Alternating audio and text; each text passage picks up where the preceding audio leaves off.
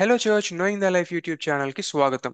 ఈరోజు మనం యెహోవా యేసుని కన్నాడు అని చెప్పేటటువంటి బోధ ఎంతవరకు వాస్తవమో మనం విశ్లేషిద్దాం. ఎందుకంటే ఒక వ్యక్తి క్రైస్తవుడా కాదా అని డిటర్మిన్ చేసేది క్వశ్చన్. ఒకవేళ క్రీస్తుకి పుట్టుక ఉంది అని అన్నట్లయితే అతను లేనటువంటి కాలం ఒకటి ఉంది అని మనం ఒప్పుకున్నట్లు. కానీ అది న్యూ టెస్ట్మెంట్ బోధకి వ్యతిరేకం కాబట్టి అతన్ని మనం క్రైస్తవుడిగా పరిగణించకూడదు. కాబట్టి ఎవరైనా కానీ యేసుక్రీస్తు లేనటువంటి కాలం ఒకటి ఉంది అని అంటున్నట్లయితే అది ఖచ్చితంగా నిజమైనటువంటి బోధ కాదు అన్న కంక్లూషన్కి మనం రావాలి. సో వాళ్ళు చేసే ఆర్గ్యుమెంట్స్ ఏంటంటే హెబ్రీ 1:5 ప్రకారం తండ్రి చెప్తున్నటువంటి ఒక మాటని బేస్ చేసుకొని ఈ యొక్క ఆర్గ్యుమెంట్ ని చేస్తారు. ఏమని ఉంటది అక్కడ? తండ్రి, నీవు నా కుమారుడివి, నేను కని ఉన్నాను అనేటటువంటి మాటని ఏ దేవదూత గాని ఇంకెవరిదైనా గాని చెప్పాడా అంటే చెప్పలేదు. ఇది ఎవరి కోసం చెప్పిన మాట? క్రీస్తు కోసం చెప్పిన మాట అని హెబ్రీ గ్రంథకర్త 1:5 ప్రకారం చెప్తున్నాడు. అయితే ఈ హెబ్రీ 1:5లో ఉన్నటువంటి ఈ వాక్యం ఏదైతే ఉందో, నీవు నా కుమారుడివి, నేను నిన్ను కని ఉన్నాను అని, అది కీర్తన 2:7 నుంచి తీసుకున్నారు. సో కీర్తన 2:7 ఏం చెప్తుందో మనకు అర్థమైతే హెబ్రీ 1:5 ఏం చెప్తుందో మనకు అర్థమవుతుంది. యాక్చువల్లీ వాళ్ళు ఈ వచనం చూపించి ఇంత క్లియర్గా నేను నిన్ను కని ఉన్నాను అన్న మాట ఉన్న తర్వాత కనలేదు అని మనం ఎలా చెప్తాము? కాబట్టి మీరు చెప్పింది అవాస్తవం, మేము చెప్పింది నిజం, మేము బైబిల్ని బైబిల్ లాగా బోధిస్తున్నామని అంటారు. కానీ దీన్ని అర్థం చేసుకోవడానికి ఒక్కొక్కసారి మనం బిగ్గర్ కాంటెక్స్ట్ లో చూడాల్సిన పరిస్థితి ఏర్పడుతుంది. కాబట్టి ఈ కీర్తన 2:7 యొక్క కాంటెక్స్ట్ ని మనం చూస్తాము. ఆ తర్వాత ఏన్షియంట్ నియరెస్ట్ కల్చరల్ కాంటెక్స్ట్ లో ప్రకారంగా కూడా ఈ యొక్క వచనాన్ని అర్థం చేసుకునే ప్రయత్నం చేస్తాం. తద్వారా అసలు కీర్తన 2 ఎందుకు రాయబడింది, ఆ తర్వాత హెబ్రీ 1:5 కీర్తన 2 ఎలా ఉపయోగించింది అన్న విషయాల్ని మనం అర్థం చేసుకోవడానికి మనకు వీలుంటుంది. అయితే 2 సమూయేలు 7 అధ్యాయంలోకి మనం వెళ్ళినప్పుడు దావీదు అప్పటికే లైఫ్ లో సెటిల్ అయిపోయి ఉంటాడు. ఒక ప్యాలెస్ కట్టుకుంటాడు, చక్కగా ఉంటాడు, దేవుని కోసం ఒక మందిరాన్ని నిర్మిద్దాం అనుకుంటాడు. అప్పుడు దేవుడు తిరిగి దావీదుతో మాట్లాడుతూ దావీదుతో ఒక నిబంధన చేసుకుంటాడు. ఆ నిబంధనలో భాగంగా దేవుడు ఏమంటాడంటే, దావీదు, నువ్వు నా కోసం ఒక మందిరాన్ని కడదాం అనుకుంటున్నావు, మంచిదే. కానీ నేనే నీ కోసం ఒక ఇల్లును కడతాను.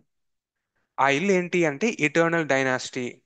నీ యొక్క రాజ్యం నిరంతరం ఉంటుంది, నీ యొక్క సింహాసనం నిత్యము ఉంటుంది. ఎలా ఉంటుంది అంటే నీ యొక్క లినియేజ్ ద్వారా అది కొనసాగుతూ ఉంటుంది. సో ఆ యొక్క వాగ్దానాన్ని చేస్తూ దేవుడు ఒక మాటను పలుకుతాడు. అందులో ఏమంటాడంటే, నువ్వు చనిపోయిన తర్వాత నీ గర్భం నుంచి వచ్చినటువంటి నీ సంతతి అంటే సొలొమోను, ఈ యొక్క అధ్యాయంలో ఈ సొలొమోనుని నేను గణపరుస్తాను, అతనికి సింహాసనాన్ని ఇస్తాను, అతనికి నేను తండ్రిగా ఉంటాను, అతను నాకు కుమారుడే ఉంటాడు. అతను పాపం చేసినప్పుడు అతను నేను మందలిస్తాను, అతని గద్దిస్తాను. కానీ సౌలుని నేను తోసేసినట్లు నీ యొక్క కుమారుని నేను తొయ్యను అని అంటాడు.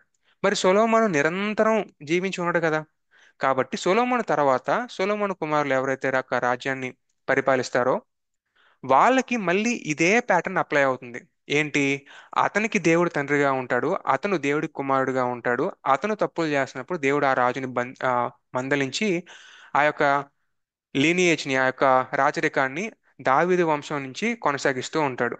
సో అదే 16వ వచనంలో చెప్తాడు, నీ మటుకు నీ సంతానమును నీ యొక్క రాజ్యమును నిత్యము స్థిరమగును, నీ సింహాసనము నిత్యము స్థిరపరచబడును అని చెప్తాడనమాట.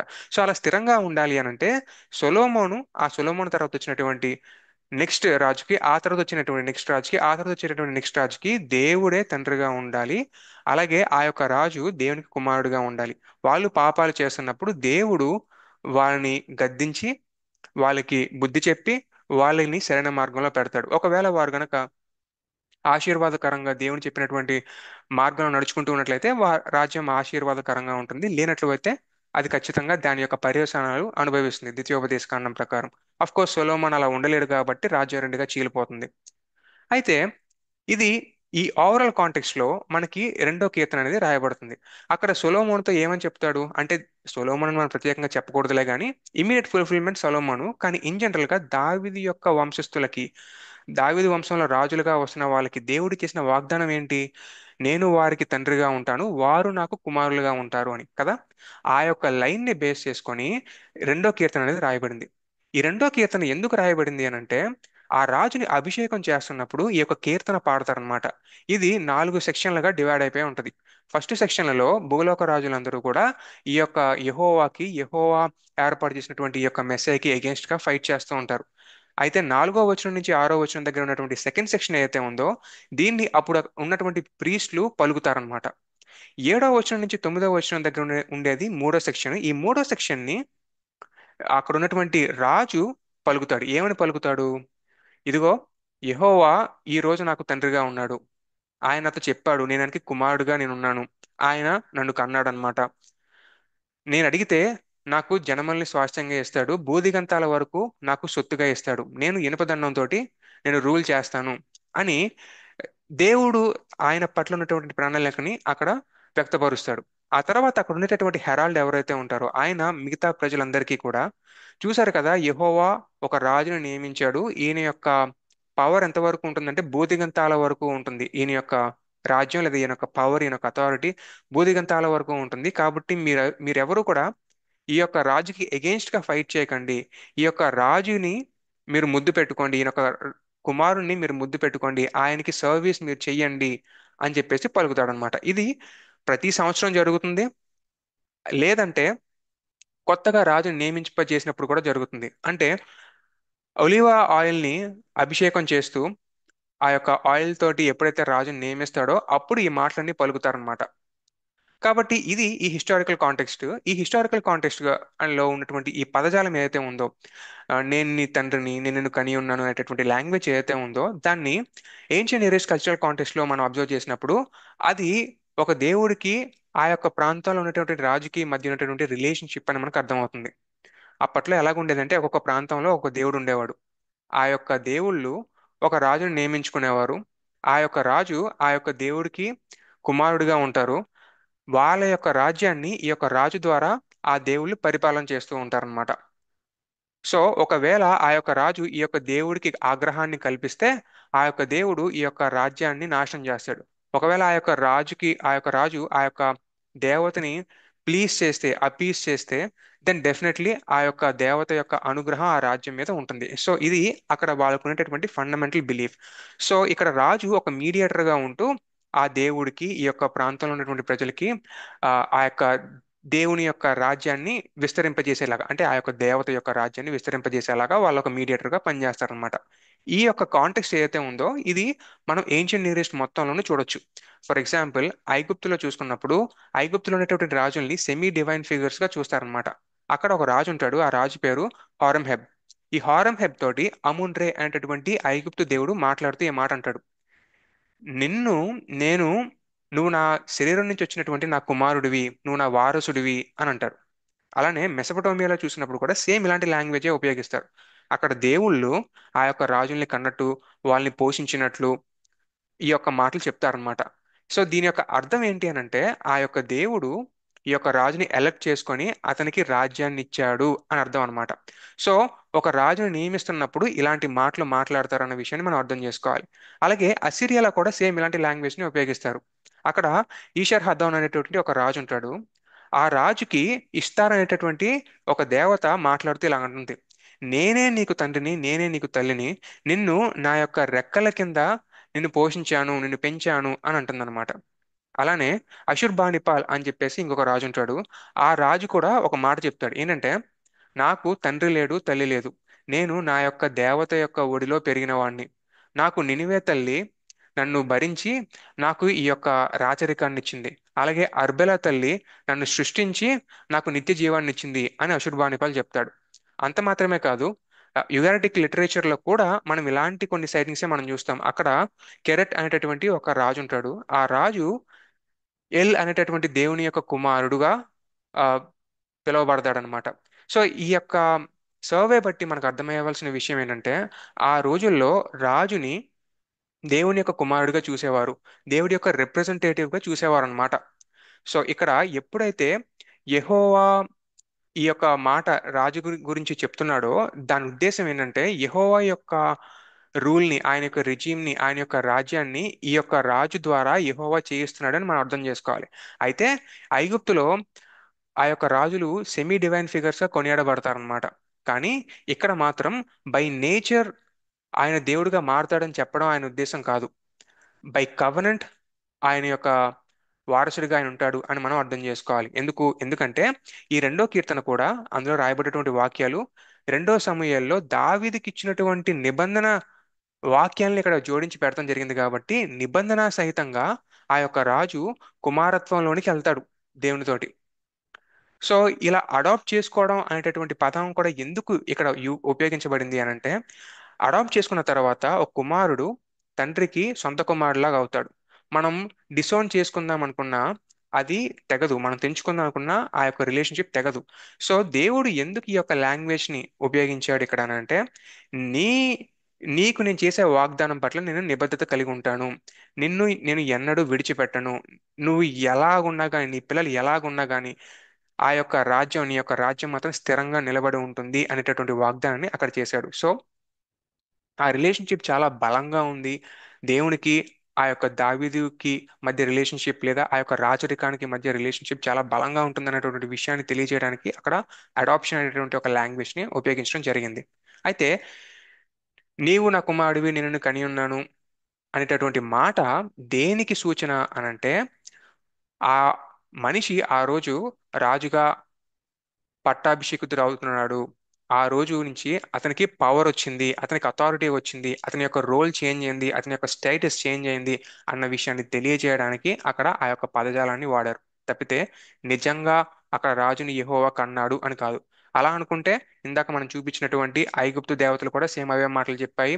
అలాగే అసిరియా, అలాగే మెసపటోమియా, అలాగే కనాన్లో ఉన్నటువంటి ప్రాంతాల్లో కూడా ఆయా దేవతలు ఆ యొక్క రాజుల గురించి ఇలాగే, నేను నీకు తండ్రిని, నేను నీకు తల్లిని, నేను నిన్ను కన్నాను అనేటటువంటి పదజాలాన్ని ఉపయోగించారు. సో దీన్ని బట్టి మనకు అర్థం కావాల్సింది ఏంటంటే, ఇది లిటరల్ గా మనం తీసుకోవాల్సింది కాదు. ఇది మనం దాని వెనక ఉన్నటువంటి మీనింగ్ ని అర్థం చేసుకోవడానికి వాళ్ళు కన్వే చేసినటువంటి ఒక స్టైల్ ఆఫ్, ఒక స్టైల్ అని మనం అనుకోవచ్చు. ఓకే. సో రాజ్యం అనేది అలా ముందుకెళ్తుంది. అలా ముందుకెళ్తూ ఉండే కొద్దీ వీళ్ళు ఏం చేసేవారంటే, ఈ యొక్క సామ్స్ 2లో అంటే కీర్తన 2వ అధ్యాయంలో ఉన్నటువంటి ప్రాఫెసీని వాళ్ళు ఎక్స్పెక్ట్ చేస్తున్నారు నిజం జరుగుద్దని. సో సామ్స్ 2లో అంటే కీర్తన 2వ అధ్యాయంలో ఆ యొక్క రాజు ఎలాగుంటాడు? భూదిగంతాలను మొత్తాన్ని అతను స్వాధీనం చేసుకోగలిగేటటువంటి కెపాసిటీ కలిగి ఉంటాడు. అతను యెహోవాతో చాలా క్లోజ్ రిలేషన్షిప్ ని కలిగి ఉంటాడు. అతను అడిగితే యెహోవా ఏమన్నా చేయడానికి సిద్ధంగా ఉండేటటువంటి క్లోజ్ రిలేషన్షిప్ వారిద్దరి మధ్య ఉంది. మరి అంత గొప్ప రిలేషన్షిప్ ఉన్నప్పుడు, అతనికి అంత సామర్థ్యం ఉన్నప్పుడు, మిగతా రాజులందరూ కూడా తన కాళ్ళ మీద పడగలిగే అంత ఉన్నతమైన స్థితిలో ఉన్నప్పుడు అది నిజంగా జరగాలి కదా. సో ప్రతి సంవత్సరం కూడా ఆ యొక్క రాజుకి ఈ యొక్క కరోనేషన్, ఈ యొక్క సెరమనీ అనేది చేస్తున్నప్పుడు వాళ్ళ యొక్క ఎక్స్పెక్టేషన్ అదే. దేవుడు ఈ యొక్క రాజును ఉపయోగించుకొని ఈ యొక్క రాజ్యాన్ని విస్తరింపజేసి భూదిగంతాల వరకు ఆయన తన యొక్క రాజ్యాన్ని విస్తరింపజేస్తాడు. సో దేవుడు ఈ యొక్క రాజుని ఇలా నియమించాడు కాబట్టి ఈ రాజు మొత్తం భూలోకాన్ని కైవసం చేసుకుంటాడు అనేటటువంటి ఒక హోప్ ని వాళ్ళు కలిగి ఉండేవారు. బట్ అన్ఫార్చునేట్లీ దావీదుతో సహా ఏ ఒక్క వ్యక్తి కూడా ఆ యొక్క ఎక్స్పెక్టేషన్ కి దగ్గరగా వెళ్ళలేదు. పైపెచ్చు యూదా విడిపోయిన తర్వాత, యూదా రాజ్యంలో ఉన్నటువంటి రాజులు చెడుగా మారిపోయిన తర్వాత వారు యూదా రాజుని చూడటం కాదు కానీ కొత్తగా ఇంకొక రాజు వస్తాడు, ఆ యొక్క రాజు జీవితంలో ఈ యొక్క ప్రాఫెసీ నెరవేర్చబడుతుంది అని ఆశించడం మొదలుపెట్టారు. అన్ఫార్చునేట్లీ ఏమైంది? 587 BCకి మొత్తం డేవిడిక్ మోనార్కీ మొత్తం అంతమైపోయింది. వాళ్ళందరూ బబులోనికి వెళ్ళిపోవడం జరిగింది. బబులోన్ నుంచి తిరిగి వచ్చిన తర్వాత కూడా సేమ్ అదే విశ్వాసం కలిగి ఉన్నారు. అదేంటి? దేవుడు 2 సమూయేలు 7వ అధ్యాయంలో దావీదుకు వాగ్దానం చేశాడు కదా. సో దావీదు యొక్క సింహాసనం నిరంతరం నిలిచి ఉంటుందని వాగ్దానం చేశాడు. ఈ రోజు మాకు దావీదు రాజు లేదా దావీదు వంశం నుంచి రాజు లేకపోయి ఉండొచ్చేమో కానీ దేవుడు ఖచ్చితంగా దావీదు వంశం నుంచి ఒక రాజుని లేపుతాడు. ఆయన లేచినప్పుడు ఆయన గొప్ప కార్యాలు చేస్తాడు. ఆయన మాకిచ్చినటువంటి వాగ్దానం, దేవుడు మాకిచ్చినటువంటి వాగ్దానం ఏదైతే ఉందో అది ఆయన ద్వారా దేవుడు నెరవేరుస్తాడు అనేటటువంటి ఆశని కలిగి ఉండి వారు ఒక మెస్సయాని ఎక్స్పెక్ట్ చేసుకుంటూ ముందుకెళ్లారనమాట. సో ఈ రకంగా చూసుకున్నప్పుడు కీర్తనలు ఈ 2వ అధ్యాయంలో ఉన్నటువంటి ఎక్స్పెక్టేషన్ ఏదైతే ఉందో, ఏ రకమైన ఫిగర్ గా ఆ యొక్క రాజు ఉంటాడని ఎక్స్పెక్ట్ చేశాడో అది జరగకపోయేసరికి దాన్ని ఫ్యూచర్ లో వచ్చేటటువంటి కింగ్ జీవితంలో జరుగుతున్నటువంటి హోప్ ని కలిగి వాళ్ళు ముందుకు వెళ్ళడం జరిగిందనమాట. మీకు ఇంకా సింపుల్ గా అర్థం కావాలంటే ఒక ఎగ్జాంపుల్ చెప్తా.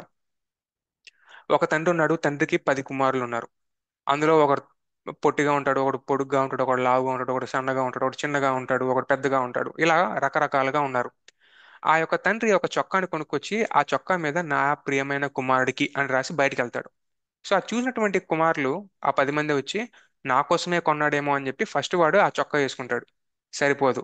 రెండో వాడు వేసుకుంటాడు, సరిపోదు. మూడో వాడు వేసుకుంటాడు, సరిపోదు. అలా చివరికి వెళ్ళేసరికి పదో వాడు వేసుకునేసరికి సరిగ్గా సరిపోద్ది. సో ఇక్కడ రాజు, సారీ, లేదా ఇక్కడ తండ్రి ఆ యొక్క చొక్కాని ఎవరి కోసం కొన్నాడు? పదో వ్యక్తి కోసం కొన్నాడు.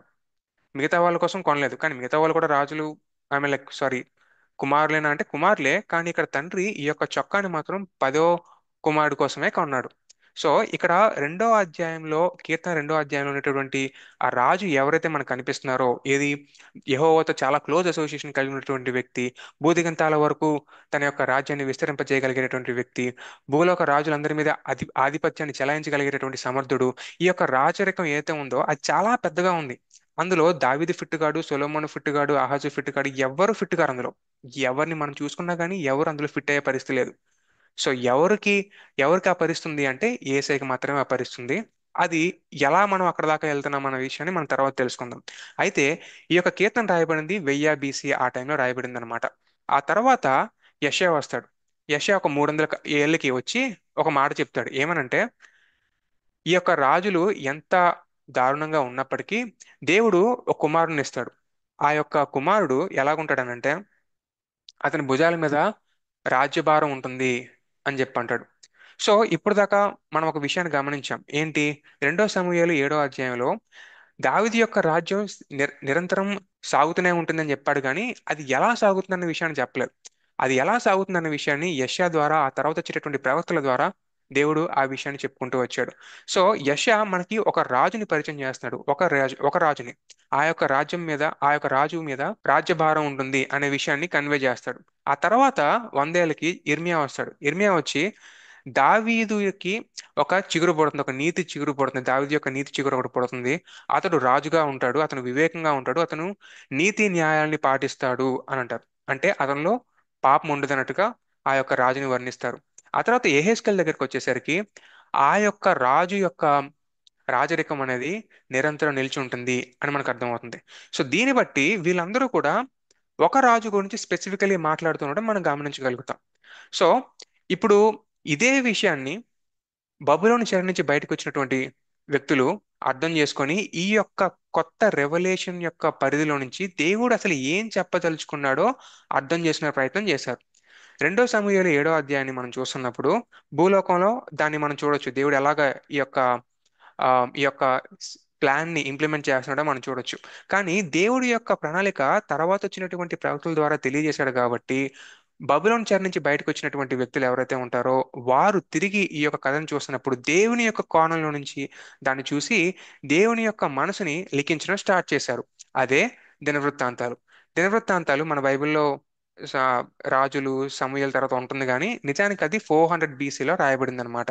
చెరలో నుంచి బయటకు వచ్చిన తర్వాత రాశారు. సో అక్కడ రాసినప్పుడు వాళ్ళు ఏం రాశారు అని అంటే, కింగ్స్ అండ్ దెన్ శామ్యుయల్, ఈ రెండు బుక్స్ ని అబ్రిడ్ చేసి రాశారనమాట. అంటే రాజులు సమూయేలు గ్రంథాలని అబ్రిడ్ చేసి దినవృత్తాంతాల గ్రంథాలని రాశారనమాట. సో వీళ్ళు దేవుని యొక్క కోణం నుంచి దావీదుకి దేవుడు చేసినటువంటి నిబంధనని ఎక్స్ప్లెయిన్ చేయడం స్టార్ట్ చేస్తారు. సో దేవుడు వాళ్ళకి ఒక కొత్త ప్రత్యక్షతని ఇస్తాడు. సో ఆ ప్రత్యక్షత గుండా చూస్తున్నప్పుడు ఇక్కడ చూడండి అక్కడ ఎలా ఉంటుందో. ఈ యొక్క రాసే యొక్క మాట ఏదైతే, ఆ నిబంధన వాక్యం ఏదైతే ఉంటుందో ఒక మైనర్ డిఫరెన్స్ తో ఉంటుంది, కానీ చాలా డ్రాస్టిక్ గా మనకి ఒక కొత్త విషయాన్ని, ఒక కొత్త కోణాన్ని మనకు తెలియజేస్తుంది. చూడండి ఇక్కడ 12వ వచనంలో దేవుడు దావీదుతో మాట్లాడుతూ సమూయేలు గ్రంథంలో ఒక మాట అంటాడు. ఏంటి? నీ గర్భంలో నుంచి వచ్చిన నీ సంతతిని హెచ్చించి రాజ్యమును అతనికి స్థిరపరచదను అని ఉంటుంది. సో ఇక్కడ క్లియర్ కట్ గా సొలొమోను గురించి మాట్లాడుతున్న విషయం మనకు అర్థమవుతుంది. సొలొమోను అండ్ దెన్ ఆ యొక్క ప్రొసీడింగ్ మనం చూస్తుంటే సొలొమోన్ తర్వాత వెళ్ళేటటువంటి మిగతా వ్యక్తులు ఎవరైతే దావీదుల నుంచి వస్తారో వాళ్ళు. కానీ ఇక్కడ మీరు చూడండి, దినవృత్తాంతాల గ్రంథాల్లో 11వ వచనంలో మీరు చూడండి, కుమారుల వల్ల కలుగు నీ సంతతిని నేను స్థాపన చేసి అన్నాడు. అంటే కుమారులు ఆల్రెడీ చాలా మంది వచ్చారు. ఎవరు? మనవళ్ళు, మునుమనవళ్ళు, ఇలా చాలా మంది వచ్చేసారు. కానీ వీళ్ళెవరు కాదంట. ఇందులో నుంచి స్పెసిఫిక్ గా ఒక పర్సన్ ఉంటాడంట. I will raise up your descendant after you, one of your own sons. So specifically ఒకరిని రైజ్ చేస్తాడు. అతడు అతడి అతడికి ఈయన తండ్రిగా ఉంటాడు. అతనికి అతను దేవునికి కుమారుడిగా ఉంటాడు. అయితే ఆ ఒక్క అతను ఎటువంటి పాపాలు చేయడు. మీరు ఇక్కడ చూడండి, సమూయేలు గురించి, సారీ, ఆ సొలొమోను గురించి అండ్ సొలొమోన్ తర్వాత వచ్చినటువంటి వ్యక్తుల గురించి మాట్లాడుతున్నప్పుడు క్లియర్ కట్ గా అక్కడ వాళ్ళు పాపం చేస్తే ఆ యొక్క పాపాలని ఆ యొక్క పాపాల నిమిత్తం నేను మందలిస్తానని ఉంటది. కానీ ఈ యొక్క స్పెసిఫిక్ పర్సన్ గురించి మాట్లాడుతున్నప్పుడు మాత్రం ఆ యొక్క లైన్ ఉండదు. ఎందుకు ఉండదు? ఎందుకు ఉండదంటే దినవృత్తాంతాల గ్రంథాలు రాసినటువంటి వ్యక్తులు ఆల్రెడీ దేవుడు వారికి ఇచ్చినటువంటి ప్రత్యక్షతని బట్టి చూస్తున్నారు. ఎందుకంటే అంతకు ముందే ఆల్రెడీ యెషయా చెప్తాడు, ఇర్మియా చెప్తాడు, ఎహెస్కేలు చెప్తాడు. అక్కడ ఆ యొక్క వ్యక్తి ఎటువంటి పాపం చేసేటటువంటి వ్యక్తిగా కనిపించడు. అతను నీతిని న్యాయాన్ని జరిగించాలి అని అంటే, నీతి చిగురుగా ఉండాలి అని అంటే పాపం చేసేవాడిగా ఉండకూడదు. అండ్ పాపం చేశారు కాబట్టే సొలొమోను రాజ్యం 2గా విడిపోయింది. సో మళ్ళీ పాపం చేసేవాడే ఉంటే ఇంకా అది దరిద్రమైనటువంటి స్థితికి వెళ్తుంది. కాబట్టి ఈసారి వచ్చే వ్యక్తి పాపం చేసేవాడిగా ఉండడు అనేటటువంటి విశ్వాసాన్ని వాళ్ళు కలిగి ఉండి, ఆయన ద్వారా ఆయన రాజ్యాన్ని, దేవుని యొక్క రాజ్యాన్ని ఆయన విస్తరింప చేస్తాడు అనేటువంటి విశ్వాసాన్ని కలిగి ఉన్నారు. అందుకే మీరు చూడండి, సమూయేలు గ్రంథంలోకి వచ్చేసరికి 16వ వచనంలో దావీదుతో మాట్లాడుతూ నేను నీ రాజ్యాన్ని స్థాపిస్తా అని దేవుడు చెప్పినట్లుగా ఉంటే, దినవృత్తాంతాల గ్రంథాల్లో 14వ వచనం చూస్తున్నప్పుడు నా రాజ్యమందుని నేను నిత్యము అతన్ని స్థిరపరిచెదను అంటాడు. అంటే దేవుని యొక్క రాజ్యాన్ని, దేవుని యొక్క మందిరాన్ని దేవుడు ఆ ఒక్క వ్యక్తి ద్వారా స్థాపిస్తాడు అనేటటువంటి విషయాన్ని అక్కడ ఎస్టాబ్లిష్ చేస్తున్నారు. సో దీన్ని బట్టి ఇక్కడ దావీదు రాజ్యం అంటే ఇక్కడ మనం కేవలం దావీదు రాజ్యాన్ని చూడకూడదు. దావీదు రాజ్యం వెనకాల దేవుని యొక్క రాజ్యం ఉంటుంది. సో దేవుని యొక్క కోణంలో నుంచి వీళ్ళు ఇక్కడ చెప్తున్నారు కాబట్టి దేవుని యొక్క పర్స్పెక్టివ్ లో ఆలోచించినప్పుడు అది బయట కనిపించినప్పుడు దావీదు రాజ్యం కనిపించినా యాక్చువల్లీ అక్కడ పనిచేసేది దేవుని రాజ్యం. సో రాబోయేటటువంటి కాలం దేవుని రాజ్యపు కాలం అని అక్కడ వాళ్ళు విశ్వసిస్తున్నట్లుగా వాళ్ళ యొక్క విశ్వాసం మనకు అర్థమవుతుంది. దేవుడికి దావీదు ఒక మందిరాన్ని నిర్మిస్తా అంటున్నాడు.